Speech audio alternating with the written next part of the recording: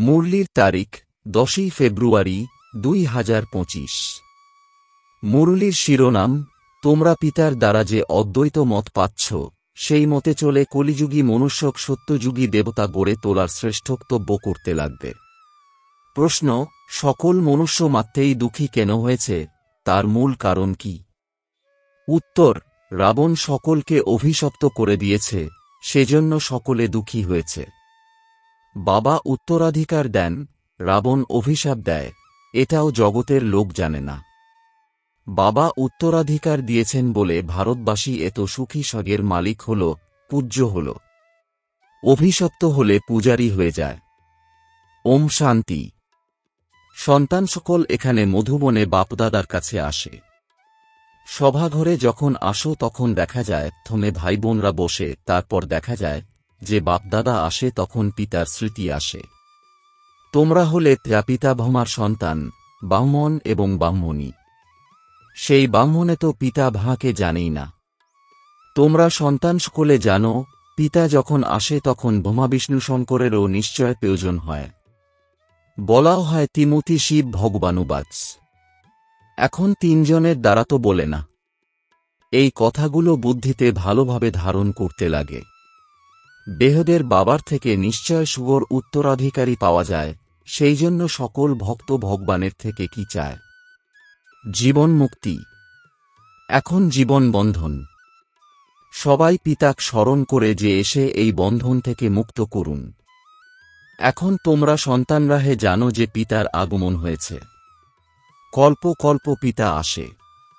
আহ্বানও জানায়, তুমি মাতা পিতা, আমি তোমার সন্তান। কিন্তু এর অর্থ তো কেউ বুঝতে পারে না। উক্তিটি নিরাকার বাবার জন্য বুঝে নেয়। গায়ন করে কিন্তু কিছুই পায় না। এখন তোমরা সন্তানরা ওনার থেকে উত্তরাধিকার প্রাপ্ত করো, আবার কল্পের পর পাবে। সন্তানরা জানে যে পিতা এসে আধাকল্পর জন্য উত্তরাধিকার দেন, রাবণে আবার অভিশাপ দেয়।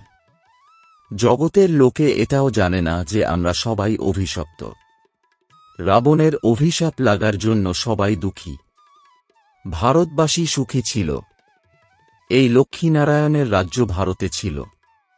দেবতাদের সামনে নত মস্তক করে পূজা করে, কিন্তু সত্যযুগ কখন ছিল এটা কেউই জানে না। দেখো, কেবল সত্যযুগের লাখ লাখ বছর আয়ু দেখিয়ে দিয়েছে, আবার তেতার দাপরকলি যুগের সেই হিসাবে অনেক মনুষ্য হয়ে যাবে। কেবল সত্যযুগেই অনেক মনুষ্য হয়ে যাবে। কোনো মনুষ্যর বুদ্ধিতে ধারণ হয় না। বাবাই বসে বুঝান যে দেখো, গায়ন করা হয় ৩৩ কোটি দেবতা হয়। এভাবে লাখ লাখ বছর হতে পারে কি? সুতরাং এটাও মনুষ্যকে বুঝাতে হবে। তোমরাই এখন বুঝতে পারো যে বাবাই আমাদের স্বচ্ছ বুদ্ধির করে তোলেন। রাবণ মলিন বুদ্ধির করে দেয়। মুখ্য কথা এটাই। সত্যযুগে পবিত্র, এখানে হয়েছে অপবিত্র। এটাও কেউ জানে না যে রামরাজ্য কখন থেকে কখন পর্যন্ত হয়, রাবণ রাজ্য কখন থেকে কখন পর্যন্ত হয়। এভাবে ভাবে যে এখানেই রামরাজ্য আছে, রাবণ রাজ্য আছে। অনেক মতমতান্তর আছে, তাই না? যত মনুষ্য তত মত। এখন এখানে তোমরা সন্তানরা অদ্বৈত মত পাও, যেটা বাবাই দেন।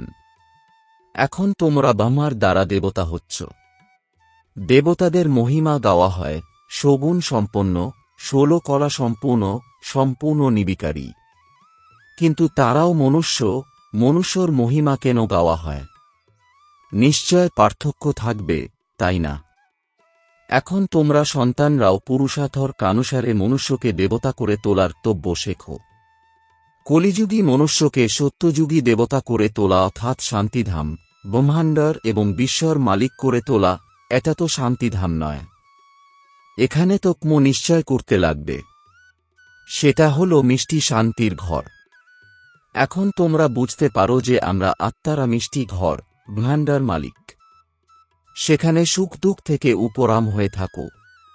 আবার সত্যযুগে বিশ্বর মালিক হও। এখন তোমরা সন্তানরা লায়ক হচ্ছ। সম্মুখে সঠিক লক্ষ্য উদ্দেশ্য আছে। তোমরা সন্তানরা হলে যোগবলধারা, তারা হল বাহুবলধারা। তোমরা যুদ্ধক্ষেত্রে আছো, কিন্তু তোমরা হচ্ছ দ্বৈত অহিংসক। তারা হল হিংসক। হিংসা কামুকতারিকে বলা হয়। সন্ন্যাসীরাও বুঝতে পারে এটা হিংসা, সেজন্য পবিত্র হয়ে থাকে। কিন্তু তোমাদের বাবার সাথে প্রীতি, অন্য কারো সাথে নয়। প্রেমিক প্রেমিকার পরস্পর প্রীতি থাকে, তাই না? সেই প্রেমিক প্রেমিকারও তো একটি জন্মের জন্য গায়ন করা হয়। তোমরা সবাই হচ্ছ আমার প্রেমিকা। ভক্তিমার্গে আমাকে একজন প্রেমিককে স্মরণ করে এসেছ। এখন আমি এই অন্তিম জন্ম কেবল পবিত্র হও এবং যথার্থ রীতিতে আমাকে স্মরণ করো, তাহলে পরে স্মরণ করার থেকে রেহাই পাবে। সত্যযুগে স্মরণ করার প্রয়োজনই হয় না। দুঃখে সবাই স্মরণ করে। এটা হল নরক। এটাকে স্বর্গ বলে বলা হয় না। বড় ব্যক্তি যারা ধনবান তারা ভাবে আমার জন্য এখানেই স্বর্গ। বিমান আদি সব বৈভব আছে, কত যে অন্ধশ্রদ্ধায় থাকে। গায়ন করে তুমি মাতা পিতা, আমি তোমার সন্তান, কিন্তু কিছুই বুঝতে পারে না। কি এত সুখ পেলে সেটা কেউই জানে না। কথা তো আত্মাই বলে। তোমরা আত্মারা বুঝো যে আমরা অপার সুখ পাব। তার নামই হল স্বর্গ, সুখধাম। স্বর্গ সবার অতি প্রিয় হয়। তোমরা এখন জানো যে স্বর্গে কত হীরামুক্তার মহল ছিল। ভক্তিমার্গে কত অগণন ধন ছিল যে সোমনাথের মন্দির নির্মাণ করেছে। ৩০ লাখ টাকা মূল্যর ছিল। সেইগুলো কোথায় গেল? কত লুটে নিয়ে গেছে। মুসলমানরা নিয়ে মসজিদ আদিতে লাগিয়েছে, এত অগণন ধন ছিল। এখন তোমরা সন্তানদের বুদ্ধিতে আছে যে আমরা বাবার দ্বারা আবার স্বর্গের মালিক হই। আমাদের মহল সোনার হবে। দরজাও হীরামুক্তা খোদিত করা থাকবে। জৈন স্কুলের মন্দিরও এভাবে সাজায়। এখন হীরা আদিত নাই, যে আগে ছিল। এখন তোমরা জানো যে আমরা পিতার থেকে স্বর্গের উত্তরাধিকার নিচ্ছি। শিব বাবা আসেনও ভারতবর্ষে। ভারতেই শিব ভগবানের থেকে স্বর্গের উত্তরাধিকার পায়। খ্রিস্টিয়ানরাও বলে যীশু খ্রিস্টের ৩,০০০ বছর পূর্বে ভারত স্বর্গ ছিল। কে রাজ্য করেছিল এটা কেউই জানে না। বাকি এটা বুঝে যে ভারত অতি প্রাচীন। তাহলে এখানেই স্বর্গ ছিল, তাই না? পিতাকে বলেও স্বর্গীয় ঈশ্বর পিতা, অর্থাৎ স্বর্গ স্থাপনাকর্তা পিতা। নিশ্চয় পিতা আসেন, তখন তোমরা স্বর্গের মালিক হও। ৫,০০০ বছর পর স্বর্গের মালিক হও, আবার আধা কল্পের পর রাবণ রাজ্য আরম্ভ হয়। চিত্তে এভাবে স্পষ্ট করে দেখানো হয় যাতে বুদ্ধি থেকে লাখ লাখ বছরের কথা দূরে যায়। লক্ষ্মীনারায়ণ কেউ একজন নয়, এদের রাজবংশ হবে, পরে তাদের সন্তান রাজা হয়। রাজা তো অনেক হয়। সমস্ত মালাটাই বানানো আছে। মালাকেই স্মরণ করে, তাই না? যারা পিতার সহায়কারী হয়ে পিতার সেবা করে তাদের হে মালা তৈয়ার হয়। যারা সম্পূর্ণ চক্রে আসে, পূজ্য পূজারী হয়, এটা হলো তাদের স্মারক। তোমরা পূজ্য থেকে পূজারী হও, পরে নিজের মালাকে বসে পুজো করো। প্রথমে মালাতে হাত লাগাই, পরে মাথা নত করি। তারপর মালাকে জপতে আরম্ভ করি। তোমরা সম্পূর্ণ চক পরিক্রমা করো, তারপর শিব বাবার থেকে উত্তরাধিকার পাও। এই রহস্য তোমরাই জানো।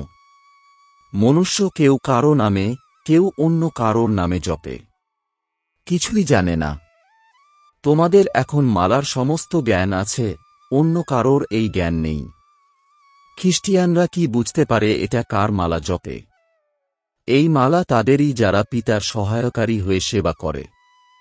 এই সময়ে সবাই পতিত পাবন যারা ছিল তারা এখানে এসে পতিত হয়ে গেছে, আবার কানুসারে সবাই যাবে।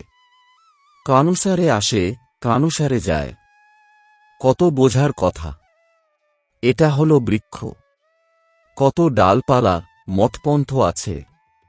এখন এই সমস্ত বৃক্ষ নাশ হয়ে যাবে, তারপর তোমাদের ভিত স্থাপনা হবে। তোমরা হচ্ছ এই বৃক্ষের শিকড়। এখানে সূর্যবংশী, চন্দ্রবংশী দুটোই আছে। সত্যযুগোত্তেতাতে যারা রাজত্ব করত তাদের এখন ধৈ নেই, কেবল চিত্ত আছে। যার চিত্ত আছে তাদের জীবন বৃত্তান্ত জানা উচিত, তাই না? এভাবে বলে দেয় যে অমুক বস্তুটা লাখ লাখ বছর পুরোনা। বাস্তবে সবার থেকে পুরানা হল আদিসনাতন দেবী দেবতা ধনু।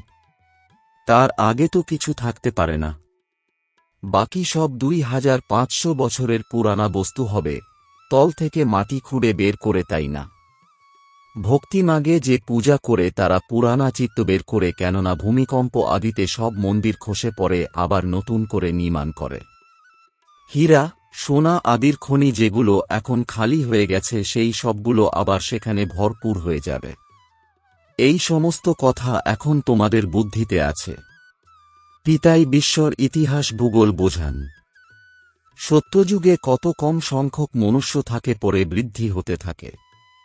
সব আত্মা পরমধাম থেকে আসতে থাকে। আস্তে আস্তে বৃক্ষ বৃদ্ধি পেতে থাকে। পরে যখন বৃক্ষর জড়ীভূত অবস্থা হয়, তখন বলা হয় রাম গেল রাবণ গেল, যার পরিবার অনেক অনেক ধোঁ আছে, তাই না? আমাদের পরিবার কত ছোট, এটা কেবল ব্রাহ্মণের পরিবার। এখানে কত অনেক ধোঁ আছে, জনসংখ্যাই সেটা বলে, তাই না? সেগুলো সবই হচ্ছে কাবন সম্প্রদায়। এই সমস্ত যাবে, বাকি অল্প হয়ে থাকবে। রাবণ সম্প্রদায় স্বর্গে আসে না, সবাই মুক্তিধামে থাকবে। বাকি তোমরা যারা পড়াশোনা করো, তারা কানুসারে স্বর্গে আসবে। এখন তোমরা সন্তানরা বুঝেছ যে কিভাবে সেটা নিরাকারী বৃক্ষ, এটা হচ্ছে মনুষ্য সৃষ্টির বৃক্ষ। এটা তোমাদের বুদ্ধিতে আছে। পড়াশোনাতে ধ্যান না দিলে পরীক্ষায় অনুত্তীর্ণ হয়ে যাবে। নিজে পড়াশোনা করে অন্যকে পড়াশোনা করালে আনন্দিত হয়েও থাকবে। যদি বিকারে অধপতিত হো, তাহলে বাকি এইসব ভুলে যাবে। আত্মা যখন পবিত্র সোনা হয়ে যাবে, তখন ধারণা ভালো হবে। সোনার বাসন পবিত্র হয়। যদি কেউ পতিত হয়, তাহলে জ্ঞান শোনাতে পারবে না। তোমরা এখন সম্মুখে বসে আছো, এটো জানো যে ঈশ্বর পিতা শিব বাবা আমরা আত্মাদের পড়াচ্ছেন। আমরা আত্মাস্কল এই কেন্দ্রিয়র দ্বারা শুনছি। পড়াচ্ছেন পিতা, এমন পাঠশালা সমস্ত জগতে কোথায় থাকবে? তিনি হলেন ঈশ্বর পিতা, শিক্ষকও বটে, সদ্গুরুও হয়, সবাইকে সঙ্গে নিয়ে যাবেন। এখন তোমরা পিতার সম্মুখে বসে আছো। সম্মুখে মুরুলি শুনতে কত পার্থক্য আছে। যেমন টেপ মেচিন বের হয়েছে, সবার সামনে একদিন এসে যাবে। সন্তানের সুখের জন্য পিতা এমন বস্তু তৈয়ার করান। কোনো বড় কথা তো নয়। এটাও সম্মাদ, তাই না? প্রথমে সাদা ছিল, এখন শ্যামবর্ণের হয়েছে, সেই জন্যই তো শ্যাম সুন্দর বলে। তোমরা জানো আমরা সুন্দর ছিলাম, এখন শ্যামবর্ণের হয়েছি, আবার সুন্দর হব। কেবল একজনই কেন হবে? একজনকে স্প দংশন করল কি? স্প বলে মায়াকে বলা হয়, তাই না? বিকারস্থ হলে কালো অর্থাৎ পতিত হয়ে যায়। কত বোঝার কথা। বেহদের পিতা বলেন, গৃহস্থে থেকে এই অন্তিম জন্ম আমার জন্য পবিত্র হও। পিতা সন্তানদের কাছে এই ভিক্ষা চেয়েছেন, পদ্ম ফুলের সমান পবিত্র হও এবং আমাকে স্মরণ করো, তখন এই জন্ম পবিত্র হবে এবং স্মৃতিতে থাকলে অতীতের বিক্ম বিনাশ হবে। এটা হল যোগ অগ্নি, যার দ্বারা জন্মজন্মান্তরের পাপ দগ্ধ হয়। শতক ধান থেকে শত রজ তমতে আসলে কালো হয়ে যাও, খাত পড়তে থাকে। এখন পিতা বলেন, কেবল মামেকম অর্থাৎ কেবল আমাকে স্মরণ করো। বাকি জলের নদীতে স্নান করলে পাবন হবে কি? জল তত্ত্ব, তাই না? 5 তত্ত্ব বলা হয়। এই নদীগুলো পতিত পাবনী কিভাবে হতে পারে? নদীগুলো তো সাগর থেকে বের হয়। প্রথমে সাগর পতিত পাবন হতে লাগে, তাই না? আচ্ছা, মিষ্টি মিষ্টি প্রশিক্ষার্থী বাচ্চাদের প্রতি মাতা পিতা বাপদাদার স্মরণের স্নেহসুমন আর সুপ্রভাত। আত্মাদের পিতা তাঁর আত্মারূপী বাচ্চাদেরকে জানাচ্ছেন নমস্কার।